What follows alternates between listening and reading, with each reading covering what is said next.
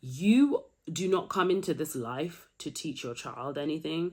Your child comes into this life to teach you something. And with autism, I definitely feel that that is the way. This is one big marathon. It is not a race. Give up any expectations that you have and just go with the flow. It's just one big journey. Go with the flow.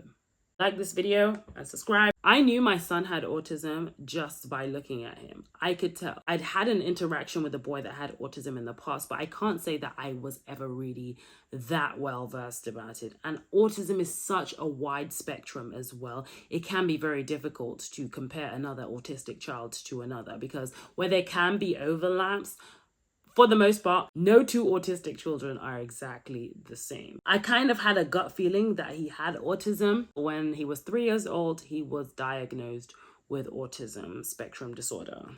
If you're new here, I'm Zara. This channel is all about lifestyle, relationships, and personal development. In this video, I'm going to be talking to you about autism, what you should do, what you shouldn't do, how to navigate a new life with a child on the spectrum. With that said, let's get into it. I'd done a master's in psychology, so I'd learned a little bit about autism. At the time of his diagnosis, we were told that they stopped doing the spectrum, like if they were high functioning or low functioning, because it's not fair to say that, because they could be super high functioning in certain avenues of life and super low on others, which I think rings true for my son, because he definitely does a lot better at certain things and is a lot lower on the spectrum. He can definitely be high functioning in certain things and lower functioning in other things. When you're going through the diagnosis period, I would always say go with your gut feeling. As I said, I always knew my son had autism. I didn't wait for anyone to tell me. I was the one going to the doctors, going to the schools saying, I think he has autism, I think he has autism. And, I was right. So always go with your gut feeling. There were family and friends that were telling me, oh, no, he doesn't. It's just a speech delay. No, he doesn't. Don't say things like that. Blah, blah, blah. Just go with what you think. It's better to get it checked out than to leave it unchecked, as early intervention is always the best. So always go with your gut feeling. As I said previously, no two autistic children are the same. So you could watch my content on TikTok, Just Like Justice, if you want to follow, and you may compare your child to mine. There may be similarities, there may be differences. No two autistic children are exactly the same. Where you can get little tips and little pieces of encouragement from other parents, it's very key that you also pay attention to your child, so that you know that, okay, these are the special qualities about my child. These are the special things that my child does.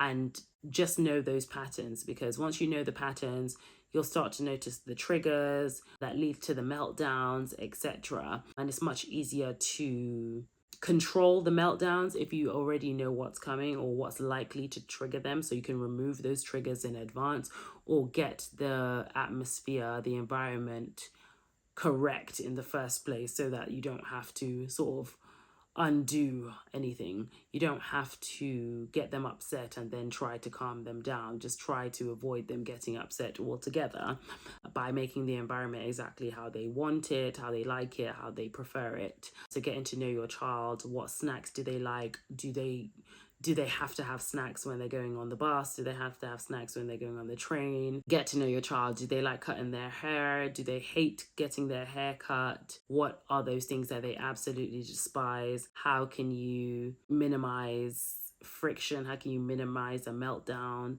by anticipating those patterns that they've shown you? If it's running up and down hills that makes them really happy, get them to run up and down hills daily, as it may help to regulate their emotions. If your child is very sensory, making sure that you have a lot of sensory toys or activities ready for them, so they're not going to do other things like taking your favorite shampoo and making that the star of the show in their sensory play. Mixing your expensive keto pancake batter in order to make Play-Doh. Whatever it is, just get to know the things that your child likes and also dislikes, so that you can make it more comfortable for them. Also, when other people are looking after your child as well, it's very important that you can relay as much information to them as possible. What are their favorite TV channels? what are they likely to do. My son started biting at certain points, so I would always tell the childminder it's very unlikely that he would bite you, but in extreme cases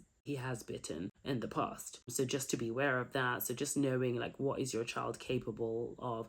Are they capable of leaving the house? You know, making sure that you relay this to the childminder or even with yourself or other children in the house. I always tell my daughter to make sure the door is locked at all times, because my son can escape from the house and, you know, just run onto the road, run out of the building. So just knowing the things that your child is capable of. Obviously safety first, no matter what, whether you need to walk with rain on you, whatever you need. The next thing is, do not worry about anybody else like being judgmental. Like if your child like screams a lot, if your child claps a lot, if your child makes noise when they're uncomfortable, it is nobody's business. So you need to be unapologetic about your child. And this is what I mean about your child coming into the world to teach you something as well, because a lot of us can go around the world feeling self-conscious, feeling embarrassed of ourselves, not feeling good enough, feeling like we don't want to stand out like a sore thumb, feeling that sense of I'm not worthy of taking up space. But your son, your daughter, your autistic child 100% has the worthiness to take up space. They're allowed to take up space in the world. So although they may be different, why does that other person have to tell you how your child can show up in the world? So it's up to you to always stand up for your child and make sure that your child has equal rights. If anyone is discriminating against your child or something is unfair, always make a point to make your child feel included and not excluded in situations, and that establishments, the general public, are treating your child accordingly, because there can be people that want to discriminate and not to be so welcoming, and you know, it's easier to cower and feel like that sense of shame or embarrassment, or you don't want to upset anyone. But I think it's very important to actually do the opposite and actually, you know, stand up for yourself, stand up for your child, and make yourself like, no, my child has the ability, my child has the worthiness to actually take up space in the world, even though they're different. Okay, don't shrink yourself to make other people more comfortable. Don't make your child shrink to make other people more comfortable. Explain the fact that they have autism and they need to be more accommodating of that. Your child is still a human being at the end of the day and should not be subject to any form of discrimination at all. Okay. When it comes to other children that you may have after the child with autism, of course, other children can be autistic as well. But again, even when there's more than one autistic child in the household, they can be all very, very different. So you still have to note down the specific behaviors of one child against the other, etc. But when you have a child that maybe doesn't have autism after, it's very important to school them about autism, or just any children, even children that you've had before the child that was diagnosed with autism. It's very important that you also teach them about equality and making people feel included, and your autistic child still being a human being, and people should not be discriminatory against them. Educate them on that, educate them on ways that they can help as well to take care of their autistic sibling. Family members as well, educate them on the ways that they can help to take care of them, in case you want to take a trip, or you want to do a spa day, or you know, you want to have some time to yourself, you want to go on holiday or something like that, and other people are helping you. You're making it easier for them to understand your child firstly, and of course what is right and what is wrong should they go outside and face any form of discrimination. But yes, you're making it easier for them to know the child, what's their favorite snacks, what time do they like to do this, the routine that the child likes to follow, because autistic children love routines. They love knowing what's coming next. They love knowing that, yep, when the clock hits 3, we're getting our coats on and we're going shopping or whatever it is. They like knowing, okay, as soon as I wake up, I brush my teeth, where is the breakfast? You know, my son used to get so angry when he was about 1. He used to come into the kitchen in the morning and like he would look at the table. I used to have this little baby table for them. And if he would go to the table in the morning and see that there was no food on it, he would go ballistic. He would just look at the table and go, ah! he would scream. Like, so obviously I noticed that, oh my God, this guy is not messing around. You better have his food ready when he wakes up. So that's exactly what I started doing. When I got up, I started like making his porridge in advance so that when he wakes up it's there, even if we need to heat it up after, which I did a few times. I just heat it up so it's not like a huge, porridge gets quite hot as well, so it's not a huge wait for him just to warm it up in the microwave for a minute or two, well, a minute, for it to get hot again. But just about knowing those little triggers that might piss them off. Going back to that point, self-care is so important when you have a child that is autistic, because it can be very physically and mentally draining for you. Whether you have a partner, whether you don't have a partner, it is not easy. It is not an easy mental battle or physical battle. Some of them are very energetic. They will keep you on your toes. They will keep you on your feet. So you need to, like, it's a constant like mental gymnastics, trying to figure out this, trying to figure out that, trying to keep them safe. Where are their snacks? Do they need to change? Are they dirty? Do they need to wash their hands? I need an extra pair of clothes. Where are the wipes? Oh my goodness, I forgot the bag, blah, blah, blah. It can be constant for you. So it can be really exhausting.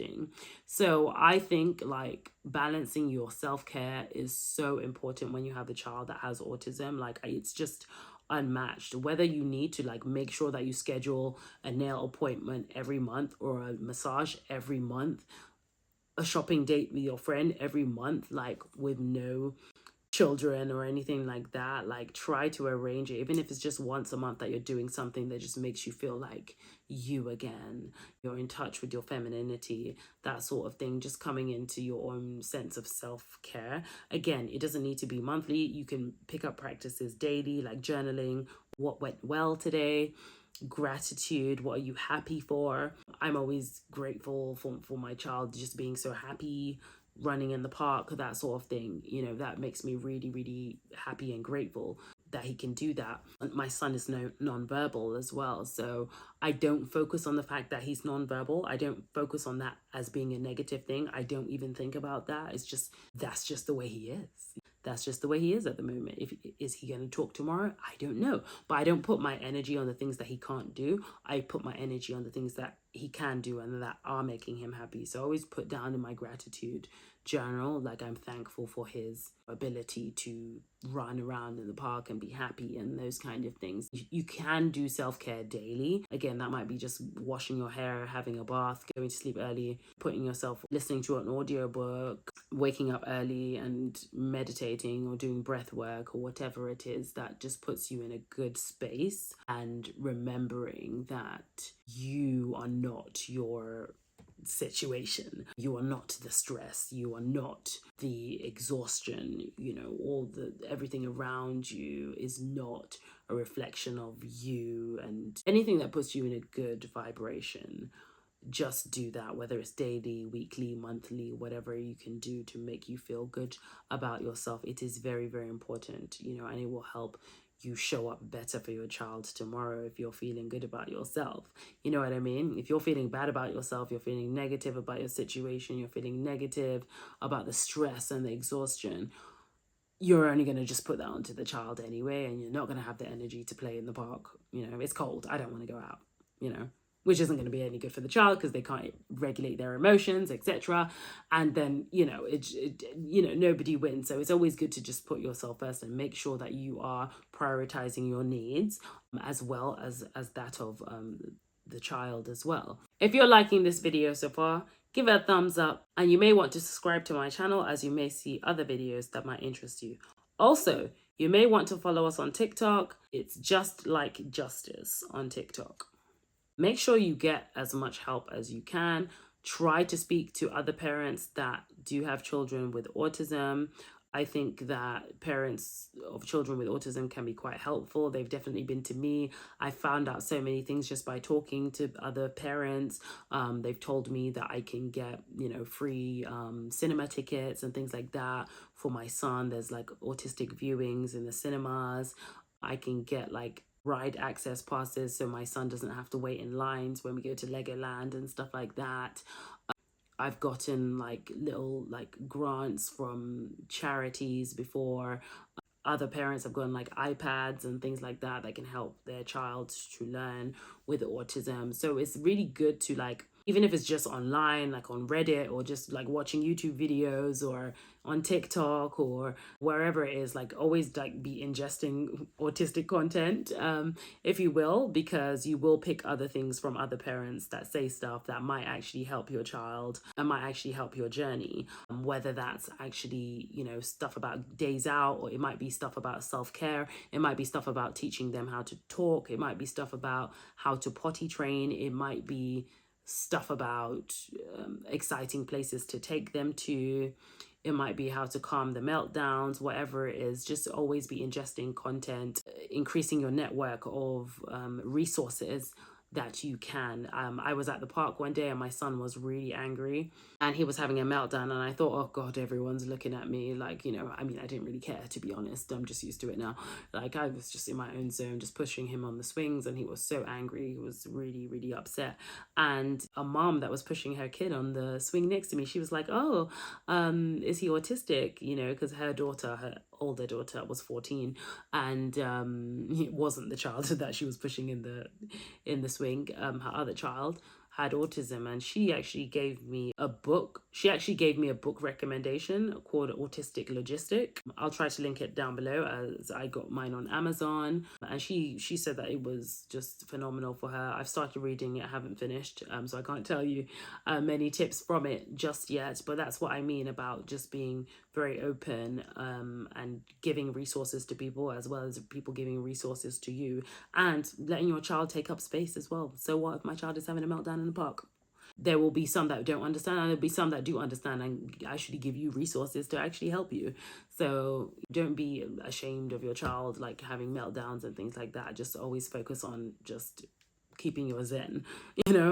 Always focus on keeping your zen. Be open to resources and talk to more people. Expand your network of people that either have autism themselves or have children with autism. Get online, of course. Also pay attention to what the community can give you. Is there a speech therapist in the area? Is there an occupational therapist in the area? What can they offer you to help your child? Are there any special groups in the area for your child to attend? Just try to find out as much information as you can. If there are any grants that you're entitled to, then make sure you're signing your child up for that. If there's any money that your child could be getting, then make sure you're signing your child up for those as well. We recently went to Winter Wonderland and I got a companion voucher. I didn't know that I didn't have to pay to go to Winter Wonderland, and we'd been going for like 3 years and I'd been paying for like all the rides and everything for like the last 3 years, and then I found out that I didn't have to. And that's what I mean about finding out as much information. Like wherever you're going, make sure you look on their website and see if they have any concessions available for disabled people or their carers or anything like that. Just make sure you're always finding out, so you're not like paying more than you need to and things like that. Potty training may be a long road. Some of them may get it, some of them may not get it. I'm still potty training. My son is 7, so it's different strokes for different folks. You can't benchmark your child against another child. Like, just be on your journey. Just be on your journey with your child. It doesn't matter what other people are doing or how far one child has gotten or whatever. Like, every single child is different, so you need to embrace that. Your child is an individual and you have got to go at their pace. Also, I've heard in the UK, I haven't quite tapped into this myself, but if your child is still potty training after a certain age, I know you're supposed to get like free diapers. Obviously, check with your council, check with your community if you're in the UK, as I have heard that is a thing. Also, if you're in the UK, you can apply for disability living allowance for the child. You can apply for carer's allowance for your child. You can look after the child as their carer, or you can find somebody else who can look after the child as their carer, and the government will pay them to look after the child or you. You can also join the disability scheme with your car, so you can get your car paid for. This is if your child has higher rate mobility needs. You can also get DLA, that's disability living allowance, for your child's care needs as well. But again, you might need to check online for eligibility, etc. I've joined a disability scheme with my car, so I don't need to pay for my car note as it's all funded by the government. So they sort of pay for my car for me. I've got a blue badge, a disability badge for my son, so we can have closer parking to in supermarkets and malls and wherever we go. We can always find a parking space. My son goes to a special school. Initially, of course, I had a choice whether I wanted to put him in a mainstream school or a special school, and I think it was just a no-brainer that I was going to put him into a special school. Being that he couldn't talk, he was nonverbal, I didn't see the sense of sending him to a mainstream school where he couldn't actually talk. Not only that, but obviously he's like emotional regulation wasn't really there, so it would kind of be unfair. I mean, the teachers are always on strike anyway these days, right? So their job is already hard, but to have a child jumping up and down the tables, my son loves to stand on tables, so that may not have been the right setting for him. I did apply to my daughter's school, which is a mainstream school, but I kind of knew that I wanted him to go to a special school because they've got teachers there that are trained to deal with this. This is normal to them. They've read about it. They're well skilled on it. They're expecting to come into work and be dealing with children jumping on tables. You know what I mean? This is not out of their job description. And I just felt like he would be more looked after at a special school. So obviously I was advised that maybe don't put him in a special school, but I felt like just what is my gut saying, and my gut said, to be honest, it wasn't even my gut, it was just a no-brainer. Just he's going to special school. Obviously other parents have different outlooks, views on this, but for me, he was definitely going to special school. So obviously think about what's best for your child. If you think that your child is going to do better in a special school, then definitely send them there. My son's been going to a special school for the last 3 years. Absolutely love it. They've been really good to him. I've seen so much progress already. He fit in there like a sock in a glove. He did. We didn't have any issues whatsoever. So I hope this has been useful. If you've got any questions, comments, concerns regarding the diagnosis or your child's behavior or what to expect or any tips, hints or tricks with anything you're struggling with, don't be afraid to put a comment down below. If you've liked this video, give it a thumbs up. Also, you may want to subscribe to my channel as you may see other videos that might interest you. Once again, I thank you so much for watching and I'll see you on the next one. I just want to encourage you that this is one big marathon. It is not a race. So go at the child's pace, learn what you need to learn from the child, give up any expectations that you have and just go with the flow. It's just one big journey. Go with the flow. There's absolutely nothing to worry about. You are exactly where you need to be. And thank you for showing up for your child.